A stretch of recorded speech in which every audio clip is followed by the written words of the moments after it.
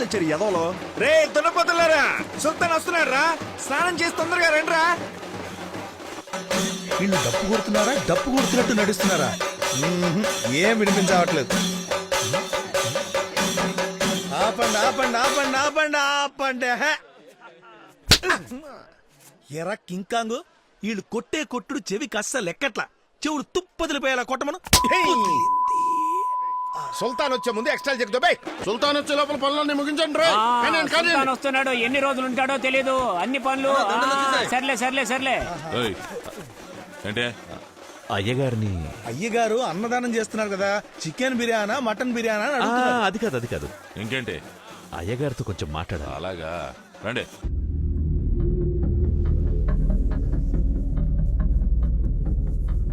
మా కోసం ఒకడిని చంపాలి. చంపాలా? ఎవరిని? జయేంద్ర.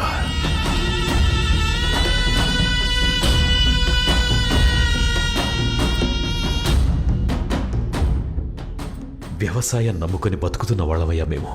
4 సంవత్సరాలకు ముందు మీ పొలాలు రాసివ్వండి, కావలసినంత డబ్బిస్తాను అన్నాడు. మేం కుదరదని చెప్పాం.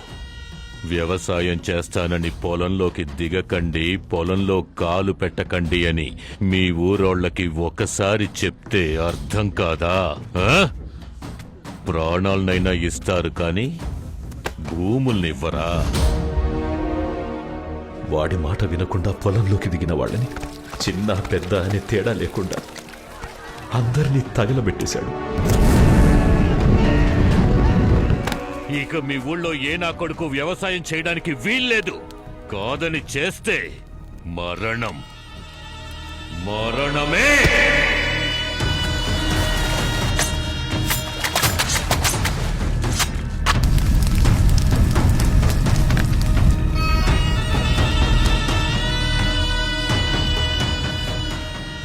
అయ్యా, ఇది మా శక్తి కొద్దీ ఇస్తున్నది.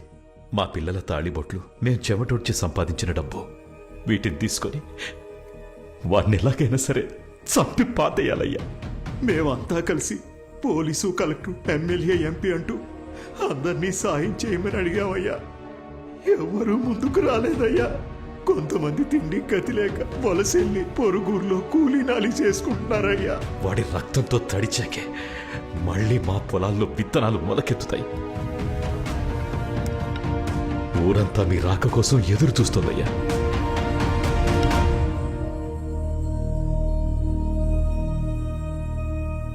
వాడెవడో ఎలాంటి వాడో నాకు తెలియదు, కానీ మీ పొలాల్ని, మనుషుల్ని నేను కాపాడతాను. మీ ఊర్లో మళ్ళీ వ్యవసాయం జరుగుతుంది, ఇది సత్యం. మీరు అడుగుతున్న సహాయం చేస్తున్నందుకు మీ పొలంలో పండే గుప్పిడు ధాన్యం ఇవ్వండి చాలు. చాలా సంతోషం.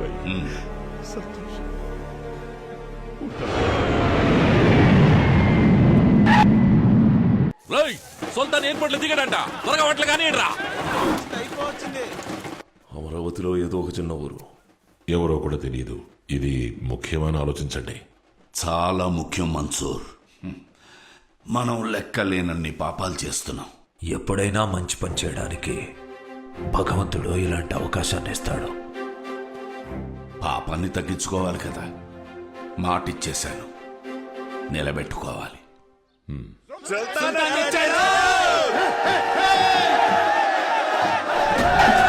అందరూ ఫుట్బాల్ ఆడుకుంటున్నారు. విక్రమ్, కాశీ బాగున్నావు? నువ్వైనా పేరు పెట్టి పిలిచావు. చల్. రే ఏంట్రా నువ్వు సుల్తాన్ పేరు పెట్టి పిలుస్తున్నావు? అదే గాడి పేరు. మావయ్య బాగున్నాను. ఏంటి బాగున్నాను. తురి బాగున్నావా? బాగున్నాను మావయ్య. నాన్న ఎందుకు లేరా? నాన్న బాగున్నారా? బాగున్నాను. నువ్వెలా ఉన్నావు? నేను బాగున్నాను. ఎవర్రా కాలుగా గ్యాంగ్? దింపండ్రా దింపండ్రా. అంటున్నాడు నిజమేనా? రెండేరా దించండి. ఎవరా దాక్కుంది? నువ్వేగా దాక్కున్నావుగా. లైట్ గా భయం వేసింది మచ్చా. ఈయన గాడ్ ఫాదర్.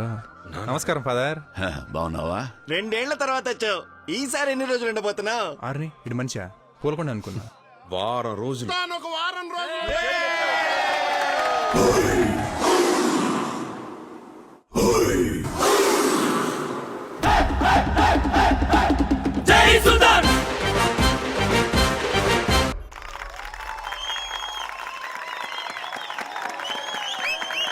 ఏదో అర్థమయ్యేట్టే చెప్పట్లు కొడుతున్నారు యదవలు.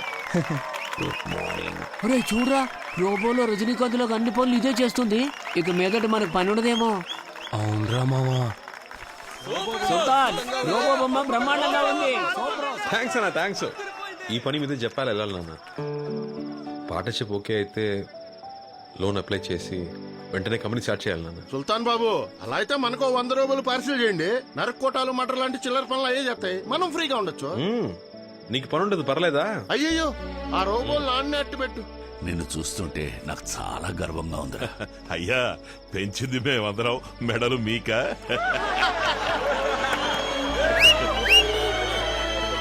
సుల్తాన్ ఇక్కడ ఉన్నంత వరకు నేను ఇంటికి రానని చెప్పాను కదే, పెట్టవే ఫోను.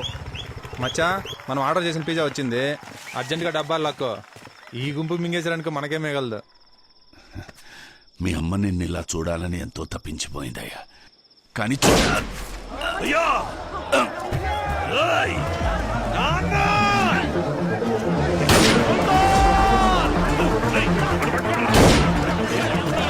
వాడికి ఏం కాకుండా చూడండి.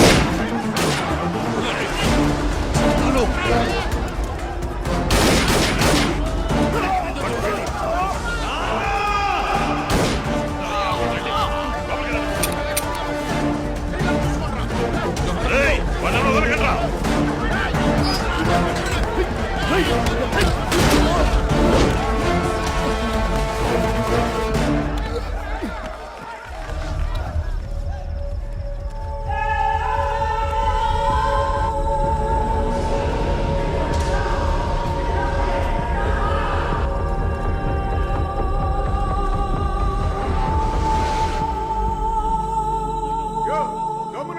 ఊరికే రస పెడుతున్నావు. నేను లేకుండా పోయానే.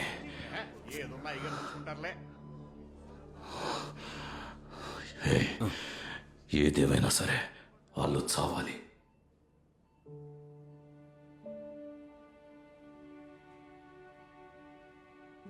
అమ్మా, ఏడవకమ్మా, అన్నికేం కాదు.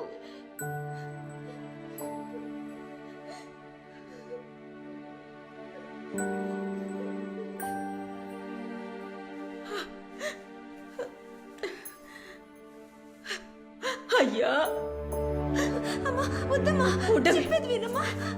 మీకేం కాలేదుగా, మీరు బానే ఉన్నారుగా. లోపల అడిగితే వాడికి మెలకువ రావడానికే 4 రోజులు పడుతుందన్నారు. ఎక్కడ మీ నాన్న? ఆయనకి ఫోన్ చేసి రమ్మని చెప్పు. వచ్చి ఎవరినైనా చంపేయాలి, నరికేయాలి, లేచి రారా అని వాడికి చెప్పని చెప్పు. కాళ్ళు చేతులు పడిపోయినా లేచి వస్తాడు. శారదమ్మా,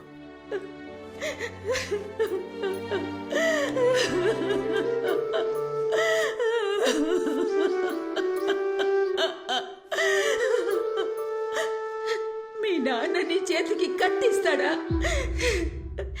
ఎవరి తలైనా చేతులైనా నరికి తెమ్మంటాడా?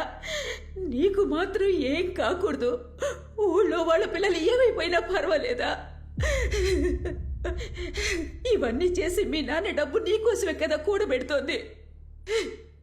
ఇలా మీ నాన్న కూడబెడుతోంది డబ్బు కాదయ్యా, పాపం. ఆ పాపం మాకొద్దయ్యా. నా బిడ్డ ప్రాణాలు మాత్రం కాపాడివ్వండయ్యా. బ్రతుకుంటే గంజి తాగైనా బ్రతుకుతాం.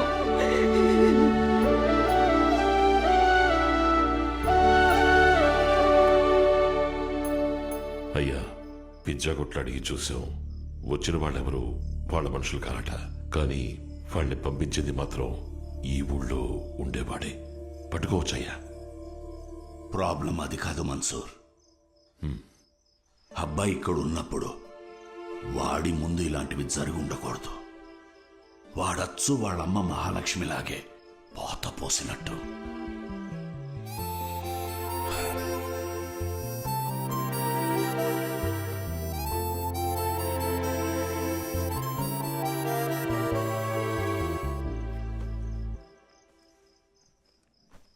ఎరా, 1 వారం ఉంటానని చెప్పి అప్పుడే బయలుదేరుతున్నావు?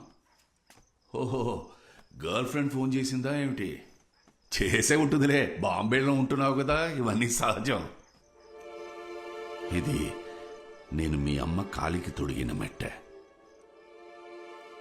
నా జీవితంలో నేను తలదించుకున్నది తన కాళ్ళ దగ్గరే. ఏ ఒక్కరూ తనకు ఎదురు చెప్పలేరు. తను నా మహారాణి. అలాంటి అమ్మాయి నీ కంటపడితే ఇది ఆ అమ్మాయికి తొడుగు. నీ మనసులో అలాంటిది ఏమీ లేదు అని చెప్పు. నాకు తెలిసిన అమ్మాయి ఉంది, వెళ్ళి చూద్దాం. ఏం మాట్లాడుతున్నా నాన్న మీరు? రక్తంతో బతకడం అలవాటు అయిపోయిందా? చాలా మంది దెబ్బలు తగిలి హాస్పిటల్లో ఉన్నారు. ఒకటి ప్రాణాలు పోయేలా ఉన్నాయి. మీరు నా పెళ్లి గురించి మాట్లాడుతున్నారు. కాస్త బయటకు వెళ్ళి చూడండి నాన్న. ఎంతమంది మీకు శాపనార్థాలు పెడుతున్నారు. నాకే తగులుతాయి నాన్న ఇంతకాలం మీరు చేసిన పాపాలన్నీ. రక్తంతో తరిసిన దెబ్బతోనే నేను పెరిగాను, తిన్నాను, చదివాను. ఇప్పుడు ఆలోచిస్తే నా మీద నాకే కోపం వస్తోంది, అసహ్యం వేస్తోంది. మీకు దండం పెడతాను నాన్న. మీకు ఇలాంటివి చాలు. వాళ్ళందరినీ పంపించేయండి, కనీసం ప్రాణాలతో ఉంటారు. నేను చెప్పినా నీకు అర్థం కాదు. మా బతుకులే అలాంటివి. దీనింతటితో ఆపలేము, మార్చలేము. వీళ్ళు తిరిగి వెళ్లాలన్నా కొంతమందికి ఇళ్లున్నాయి. మిగతా వాళ్ళందరికీ ఇదే వాళ్ళ ఇల్లు, ఇదే వాళ్ళ కుటుంబం. నువ్వు నా కన్న బిడ్డవైతే వాళ్ళు నేను పెంచిన బిడ్డలు. నువ్వేంట్రా ఇలా మాట్లాడుతున్నావు? మరి నన్ను మాత్రం ఎందుకు బాబాయ్ పంపించారు? నన్ను మాత్రం ఎందుకు చదివించారు? నా వయసులో ఎంతమంది ఉన్నారు అక్కడ? వాళ్ళని మీ కొడుకులు అనుకుని ఉంటే వాళ్ళు బాగుండేవాళ్ళుగా. ఇవాళ శారదమ్మ నన్ను హాస్పిటల్లో అడిగింది, మీ నాన్న మీ చేత కత్తి పట్టిస్తారా అని. ఇవాళ శారదమ్మ చూసిన చూపు జీవితాంతం మర్చిపోలేనన్న. నేను రేపు వెళ్ళిపోతాను నాన్న. ఇంకెప్పటికీ రాను. ఇంతవరకు నేను ఎప్పుడూ ఎవరిని ఏమీ అడగలేదు. కొడుకు అనే హక్కుతో అడుగుతున్నాను. నువ్వు ఎక్కడికైనా వెళ్ళు.